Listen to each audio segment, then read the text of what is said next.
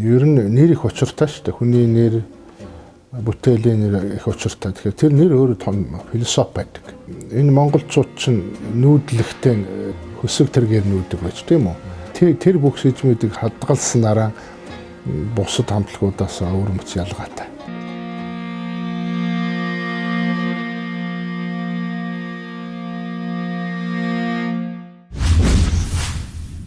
Би одоо хөсгөтөнгийнхний хийж байгаа бүтээлийг харахад тэр чигээр хүннүү гүрний араншин хангалдаг. Тийм байсан болов уу гэмээр.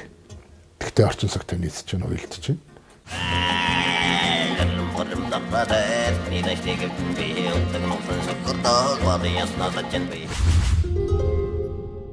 Хэний нүлээд манай хүмүүжлийн дундаас нэг нь хөөм хэлэхэд Япон хоолойг ингээд би харж болох уу гэсэн. Тэр дотор юм байна гэж боддог шүү дээ.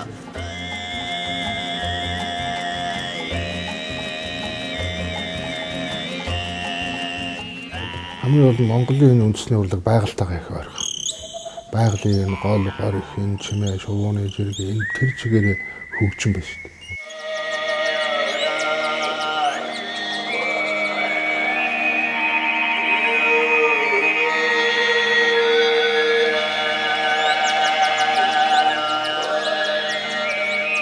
Жинхэнэ хөсгөтөн, жинхэнэ Монгол байна гэж харагддагаараа.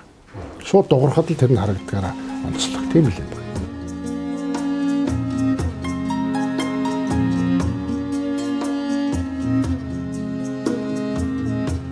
Тэгээд хийж байгаа уран бүтээлчдийн өөрсдийнх нь байгаа сэжим их гайхалтай зогцдог. Жишээлбэл 2 хөөмөч байна. 3 5 одоо хоолой салгаад эрэгтэйчүүд нь хөөмөлдөг. Тэрэн дээр нэмэгтэй хоолой нэмээд ороод ирдэг.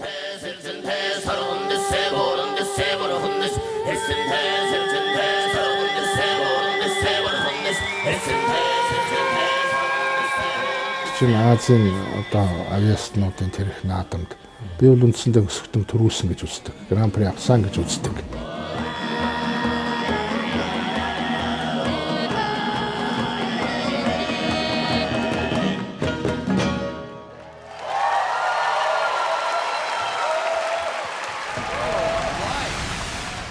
Тэгээ намайг тэр Вердийн том дуурийг үзэж явхад тэнд ажилдах хүн юм байна. Нилээн одоо биднээс арай ахмад настай хүн. Тэгээ би яг дээлтэй явж байгаа болохоор та Монгол уу гэж, тийм ээ Монгол гэж. Танай монголчууд ирж энд одоо орон бүтээлээ тавилуулсан хөсгөтөн гэдэг.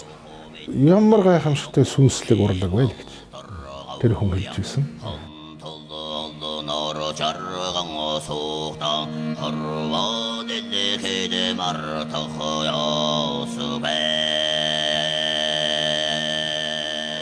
Англи Альберт холдчихтол тэр олон мянган үзэгчдийг зүгээр л нэг юунд барьсан шүү дээ. Шүтэнгийнхний тоглолтыг үзээд гарч ирсэн үзэгчд, энэ манай ардын этник урлагийн тоглолтуудыг үзээд гарч ирсэн үзэгчд бол нэг тийм газар дээр биш. Энэ яг дэлхий дээр биш. Энэ тэнгэр газрын савслага дунд ингэж жингүүдж байгаа юм шиг тийм мэдрэмжтэй болцсон байдаг л.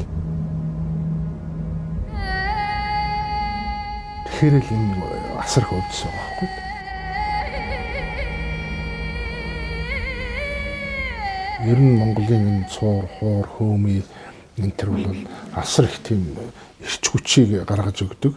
Тэг хийж байгаа бүтээлчээрээ дамжиж гаргаж өгдөг. Уртын доо, уяхан замт тэр ингээд ингээ хорвоос тасардаг.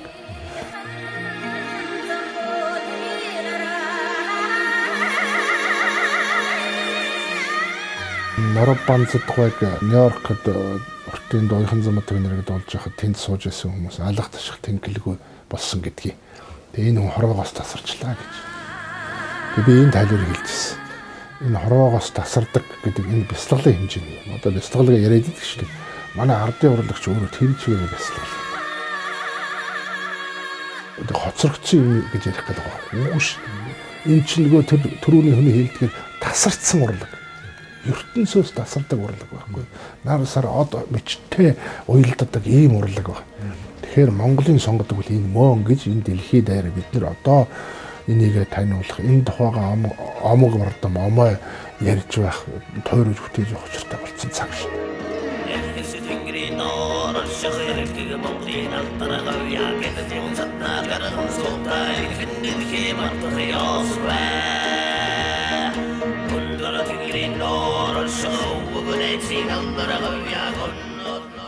том баялаг, мөнхийн баялаг, юун газрын баялаг авахад алга бол энэ бол мөнхийн баялаг байхгүй.